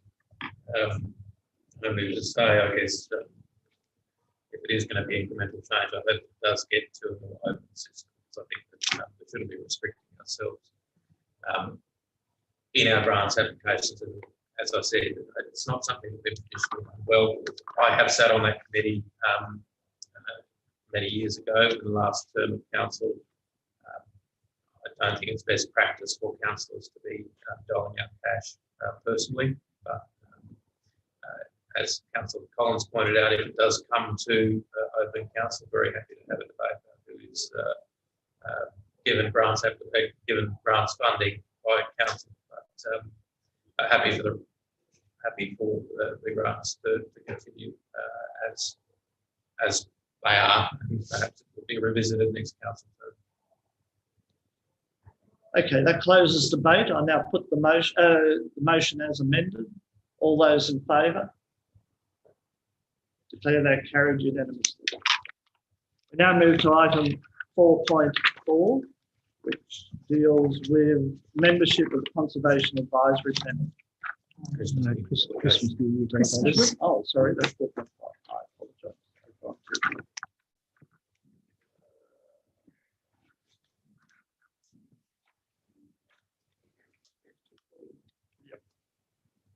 I haven't marked that one, unfortunately. There we go. Christmas New Year delegation is the mover of the motion. Councillor McLaughlin. I move the motion, but there will be an amendment to point 4 given the previous motion. Is there a seconder? Councillor Miles. Do you wish to speak to your motion, or do you wish to move the amendment? No, but the amendment would be that the meeting schedule for ordinary meetings of council for the balance of term up until 2021 in accordance with the monthly schedule. At the moment, the proposed dates are fortnightly. Yes, but we need to make a decision as to which day in the month or which week in the month we do it. Yes, clarify the motion as passed was to pass the meeting schedule as tabled in the report, which had the meeting schedule as should be adopted. The attachment to the original motion actually has meeting dates. No, they were not adopted as part of the recommendation. They were part of an attached report. They should have been included within the recommendation. When you read the recommendation, point 1, council move a monthly meeting schedule beginning December 2020 in line with the recommendations outlined in the attached presentation created for the July 2020 council briefing. Okay. Which is pretty. Yeah. Yep. So that's what we're voting on at the moment. You wish to move an amendment, Councillor McLaughlin? Point 4 would be that the meeting schedule for ordinary meetings of council for the balance of term up until the 2021 election be adopted in accordance with point 1 of motion 3.1 in the business paper. Does the seconder agree to that? Yes. That now becomes the motion, as you were the mover of the motion. Do you wish to speak to your motion? No, I don't. Is there any further debate on the motion? If not, I'll put the motion. All those in favour? Against, declare it unanimous. We now move to that one that I jumped over to, 4.5, which is Conservation Advisory Panel membership. Councillor Sanderson. Yes, Mr. Mayor, I'd like to move it, but with significant amendment. And I'd like to do those amendments in sequence. If I could get a second for the motion. I'll second the motion so it can be debated. Good. The first amendment or first change I'd like to make is that at point 2, point 2 in fact be fully deleted, and that it be replaced with the Conservation Advisory Panel Charter be amended to include an additional panel member with expertise in heritage planning, and the position be filled by Mr. Brian McDonald until expressions of interest are sought, and the position is filled by resolution of council.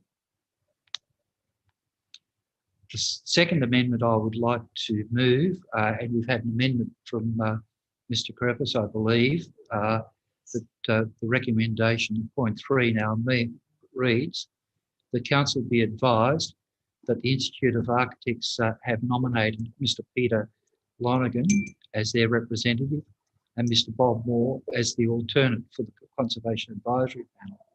To that, I would like to add that council seek from the Institute resumes for their nominated representatives to ensure the selected representative best fits the continued conservation of Hunters Hill heritage. The rest of the motion I would leave as it is. Is the second of the motion okay with those changes?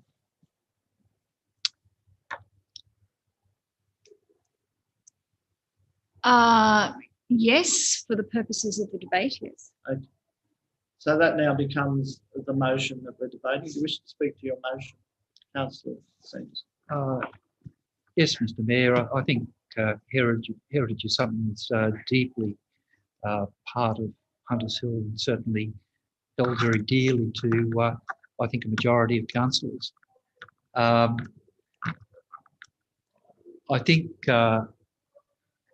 Mr. McDonald has served, I think, continuously for, or since the 1980s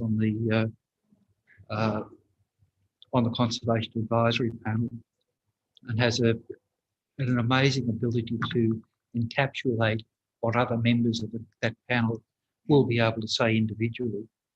Mr. McDonald has absolutely outstanding ability, both in terms of architecture and planning. I therefore suggest it's appropriate that he retain his membership of the panel, even though no longer a member of the Institution of Architects. He is still very active in heritage advice. With respect to the second point, I believe, Mr. Mayor, you've had some discussions over this, and my understanding is that there has been a second person put forward by the Institute of Architects.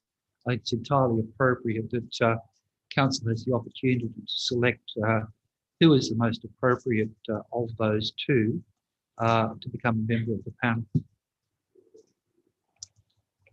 Is there any further discussion or debate? Sorry, debate. I'll speak against that. Sorry. Councillor Collins first, because I think I didn't see him. This is not on the screen. Can we have that on the screen? Yeah, so that we can see Councillor Collins, you wish to speak for or against the motion? Against the amended motion, I suppose. Look, I have no issue with Mr. McDonald being on the committee. I'm not familiar with him, but he's served this council very well on this committee, so I have no issue with him.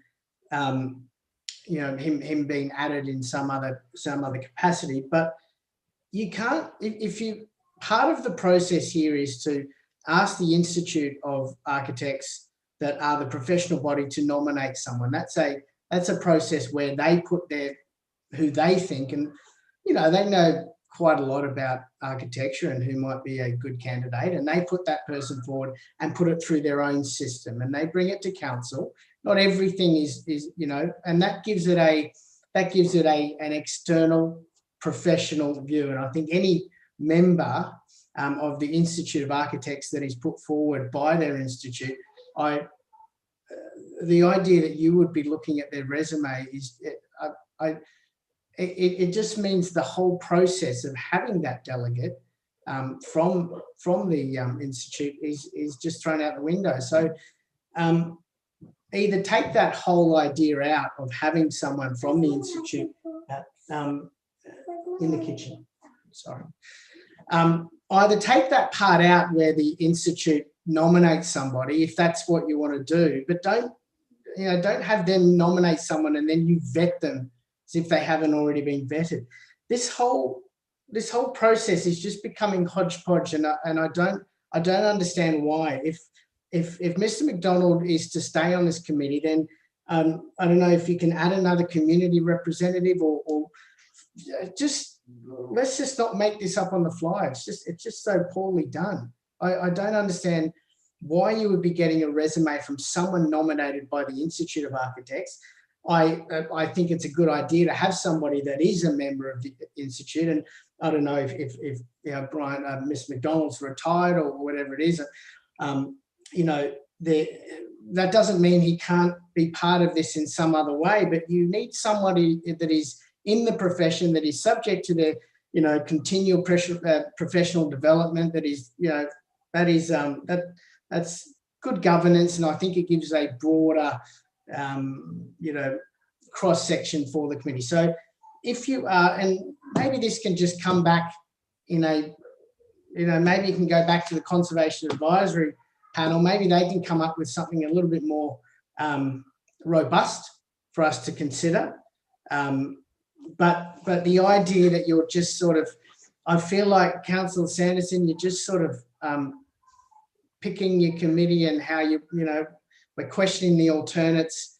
I don't think that's a good process. So either, rethink how we get these people on the committee, or maybe that's for next council, but let's not interfere with the process that has worked, well for a very long time. I feel that there's only one issue that Mr. McDonald is no longer a member that has caused us to really meddle with this in an unprofessional way. So either take it back to the drawing board and redesign it, but don't amend it like that. That's not good governance.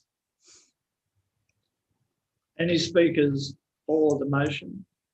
Yes, Councillor McLaughlin. I'm not speaking for the motion. I just need a clarification, please, through you, Mr. Mayor. I guess to the General Manager, to the relevant officer. What is the process for adding an additional member to CAP, either an additional heritage planning member or an additional community representative? Well, I could answer that for you because it is the decision of council as to the makeup of conservation of any activities. Is that correct? Through Mr. Mayor, normally the council would consider the composition and adopt the composition of a panel or a committee, and would consider all nominations as part of that. So the upshot is that we can add an additional member if we wish to. Okay, thank you. Councillor Miles, do you wish to speak? Through to the relevant officer. Just for my own understanding, Mr. McDonald was a member of the Institute and sat on the panel. He has then, obviously, the Institute has nominated someone else and an alternate, and this process is simply, or the motion before us is to create another community representative rather than alternate spot to keep Mr. McDonald on the committee, essentially. No, I'll answer part of that and then hand over to the General Manager. It's not a process to keep Mr. McDonald on the committee. There's a proposal there to add a conservation planner, and I think that is what we're doing here. And it is suggested there that Mr. McDonald fill that temporarily until council gets expression of interest and fills it. So I feel that what is happening there is not an issue about Mr. McDonald, it's about an issue of whether we need a heritage planner. And if we do, then we need to fill that in the short term with somebody with experience, and we'll go through a process of expression of interest. Which is coincided with Mr. McDonald being removed from the panel and him being a heritage. He's not being removed from the panel. I'm the chair of the panel, and been that for quite a while, and was all through the 80s and 90s the chair of the panel. It's not a matter of removing somebody, it's a matter that the situation has changed. He's no longer a member of the Institute of Architects, as was pointed out at the previous meeting. And so therefore, the Institute of Architects needs to appoint somebody. And that's the process we're going through. Now, in addition to that, there's been identified here the need for a heritage planner, and council has the opportunity and the ability to add an extra like that. What's been identified by the motion by Councillor Sanderson, who's also on. So do you wish to add anything more to that, Madam General Manager? Only through Mr. Mayor, only to say that council does have a heritage planner, a heritage advisor. Kate Higgins was appointed a couple of months ago to fulfil that role on behalf of the council. And would she attend the capital? She does attend Does. the capital. I'd like to clarify that because that person's a member of staff, it's an ex officio member. It's not a voting position, or not. It's not voting on CAP, but it's not somebody that provides direct opinion. The CAP provides advice to the planning staff. So I don't believe that staff member covers that role. Anyway, we're getting a bit out of the normal process here. So are the speakers against? I'm hesitant to speak against, but it does just seem as though if Mr. McDonald did want to rejoin CAP and was no longer a member of, no longer performing a function as a member of the institute, were he to want to do that he could do that in the next round of CAP applications, which will come up later next year. I don't know that it's best practice to be creating new positions for people. And putting aside Mr. McDonald's obviously on the panel for a long time, obviously has made a large contribution, but it feels odd to me that we'd be creating extra positions to sort out this institute. Any further speakers for the motion? If not, before we move to right of reply, as the chair of CAP, I'd like to clarify my position on this, and I'd like to make it very clear that this is not an issue around Mr. McDonald. It's an issue of whether or not we want to have somebody on that advisory panel that is a heritage planner. We have a heritage architect, we have a heritage landscape architect, and we have a range of community representatives on that panel, including the Huntersville Trust, also have a representative on that panel. What is being proposed here is not about Mr. McDonald, it's about whether or not we wish to include a heritage planner on that panel. What flows from that in the motion is that Mr. McDonald, if he wishes to, could act in that role until we formally fill it through an expression of interest process. So I'd like to make it very clear from my perspective that this is not anything to do with Mr. McDonald as such, but it's a desire to increase the skill base on CAP. The other issue in relation to the Institute of Architects and their nominations, to me, I think it's more than appropriate for us to consider those people that are putting themselves forward for committees, as we would if we called for community representatives or any other representatives. We would ask for them to give us their resume and have a process for selecting the best person for the role. In relation to the Institute of Architects, it's no different, I believe, when we're seeking for people to perform our roles to do that, and for council to consider the best applicant. We do that with the local planning panel. We went through a selection process for those people. And I think for something as important in terms of the advisory body, that we need to make sure that the person that is selected based on their best fit to what is required in CAP. I don't feel that the Institute of Architects would be in a very good position to understand exactly what's required for this role, but I think council is probably appropriate for that. So with those comments, I commend the motion as amended. Right of reply, Councillor Sanderson. Thank you, Mr. Mayor. I'll be brief.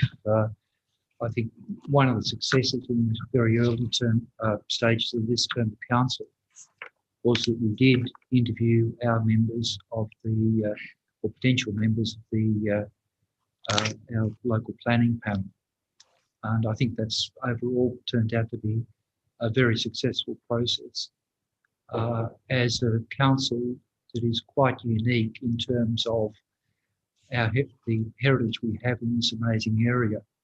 I think it's entirely appropriate that council has the opportunity to select who goes onto those panels. For that reason, I think that what I'm proposing in point 3 is entirely appropriate. I'll therefore commend the motion and trust it to be passed when it is put. That now includes debate in relation to the motion. I now put the motion. All those in favour? Against? Declare it carried. Councillor Miles and Collins voted against. Just for the record. So that now moves us to item 4.6, which is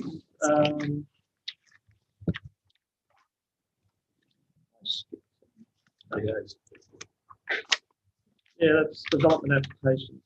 4.6 on page 245. Councillor Miles, Councillor McLaughlin. Is there any debate? If not, I'll put the motion. All those in favour?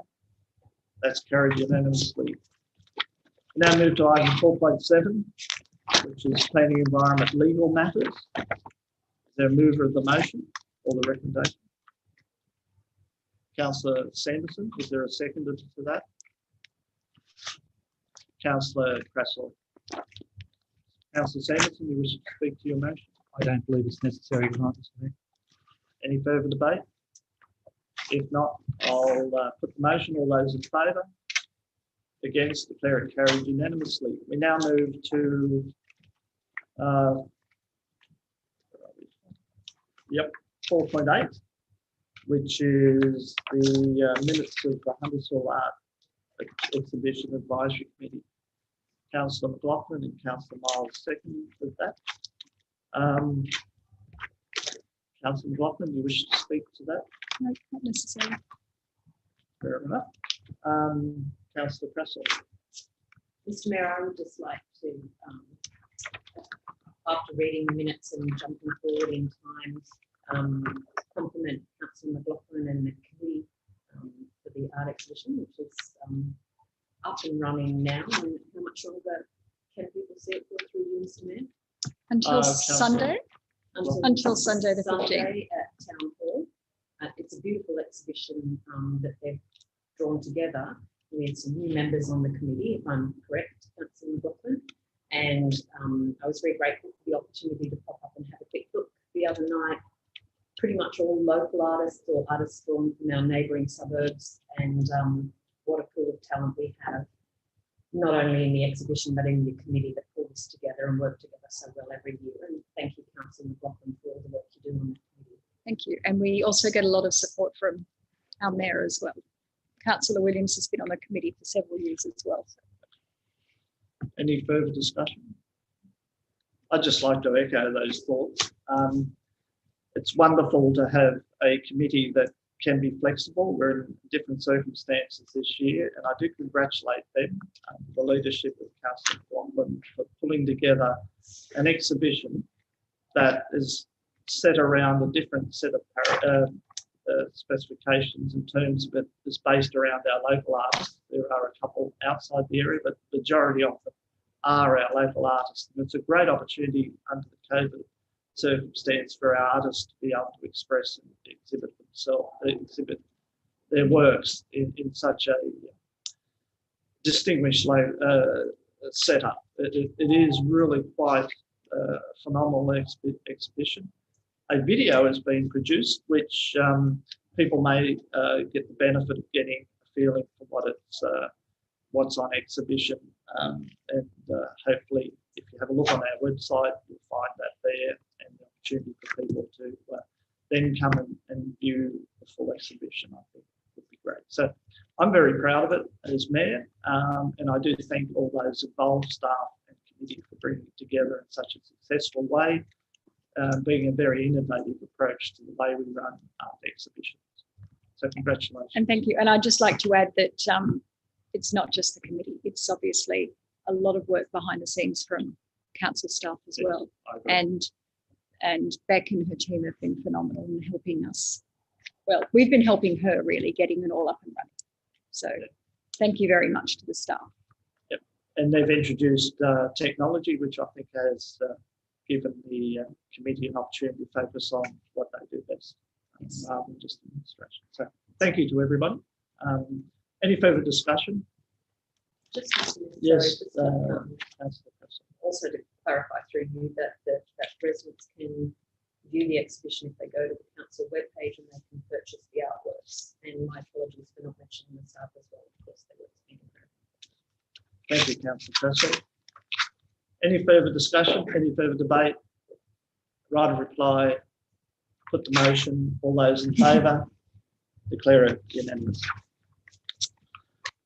We now move to 4.9, which is the Audit, Risk and Improvement Committee, held on the 28th of October.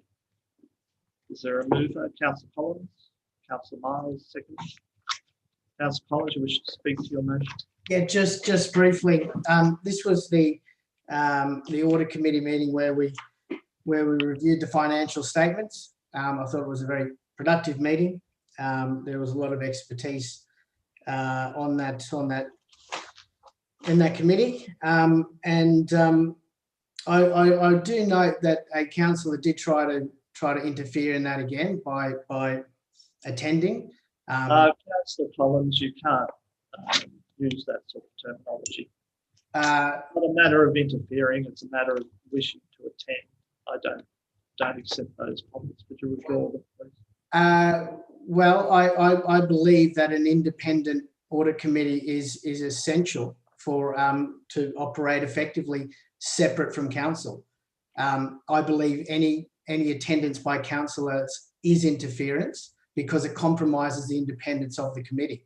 I will again ask you not to use that terminology. That is your opinion. That is not necessarily fact. Well, Mr. Mayor, it's my professional opinion that the independence is compromised by councillors attending, and I believe that their attendance is interference in the independence of the committee. It may not be conscious. There is a chairperson of that committee, and I would defer to that person as to whether they think it is appropriate or not, in consultation with the rest of the committee. Again, I state that is your opinion. I would like to get the official view from the chair if you're going to use that terminology. Okay, you're quite welcome to state your view on the minutes, but I don't believe it's appropriate to take the role of the chair in relation to whether or not councillors or other people can serve. Well, as I said, Mr. Mayor, the last time this came up and this happened, I've always believed that council should have an independent audit committee, and I've committed to that, and I've been very clear that if we have councillors attending, that I will resign from that committee because I will not participate in an audit committee that is not considered independent. Now, the guidelines for the Office of Local Government are very clear that in the future, councillors will not be members, including myself. Now, if everything's on the timeline they've got, then by March next year, they'll adopt the new guidelines, which will, in their current draft form, say that councillors will not be members and will attend by invitation to provide information. There is absolutely nothing to suggest that councillors will be watching. Now, if it turns out that unprofessional members of this council who believe that they have a more professional view and a deeper understanding of governance and accounting and audit and all those things that I do for a living, well, that's fine. Maybe you can sit on the committee. But if I resign, we will have to rebalance the committee because we will lose certain skills that the three of us make up together. I'm a CPA. I'm not sure. We've got a risk internal auditor. We've got a risk person. I'm not sure we have maybe we do. Maybe we have a practicing accountant, a qualified accountant. So we're really going to have that conversation about how we rebalance this committee, how we make it independent. And I can assure, I want to make it clear to everybody, I want to make it clear to everybody in Hunters Hill that I believe that this council should be accountable to an independent audit, risk and improvement committee that is not compromised on independence in any way, shape or form. And I look forward to the day when I'm not a member of this committee, when the new guidelines come in, and I can hand over what we've built over the last 2 years without somebody coming in thinking that they somehow have a better idea than the Office of Local Government about how to conduct these committees, and pretty much ruin something 3 months before we go into caretaker. So I would urge councillors to do your research and be very clear about what you are doing if you are going to dissolve this committee. And I move the motion. Is there a seconder to the motion? Councillor Miles. As I said, it was really up to the chair to give us advice as to how appropriate or otherwise of councillors observing the process, and I will defer to that person's opinion. You've stated your opinion, Councillor Collins. That's your opinion. Is there any further debate in relation to the matter? A right of reply, Councillor Paul. I don't think it's necessary. I've made my point, Mr. Mayor. Yep. Thank you. I now put the motion. All those in favour? Against? Carried unanimously. I'll vacate the meeting. Yes, We'll Councillor come back to general Sanderson is. We've got.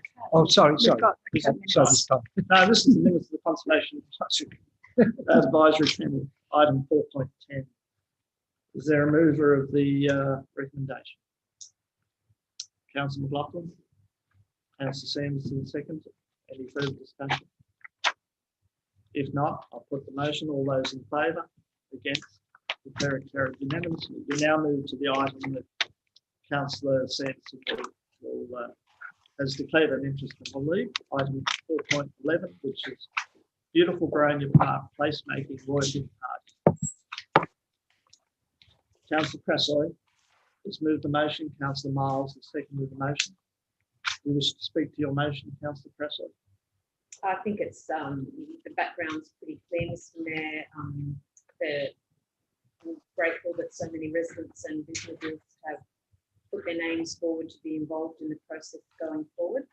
And I'm looking at the timeline, and it's chock-a-block. So we're going to have a really interesting, juicy few months that focus on pedestrian safety and village life at Boronia. So again, thanks to the council staff and to all the residents and businesses in Boronia Park. Any further debate? Put the motion. All those in favour? Declare it unanimous. Could somebody invite Councillor Sanderson back again? Just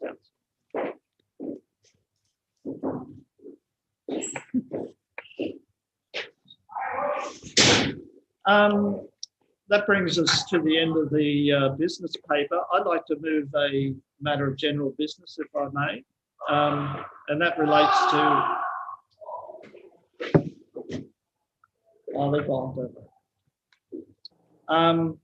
That relates to a matter of some sadness, and that's dealing with the passing of Deborah Hutchins, who, although not a member of this council or our community, we are saddened by the passing of the former Mayor of Lane Cove and Councillor Deborah Hutchins, who served on the Lane Cove Council since 2012.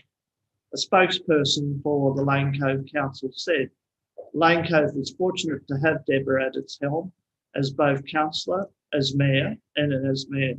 Deborah was a pleasure to work with and was always respectful of a range of views that a single project could bring. Her patience and a calm demeanour helped lead the way as we navigated the best outcome. We, the Council of Hunters Hill, extend our condolences to Deborah's family and acknowledge Deborah's outstanding commitment to the contribution of Lane Cove.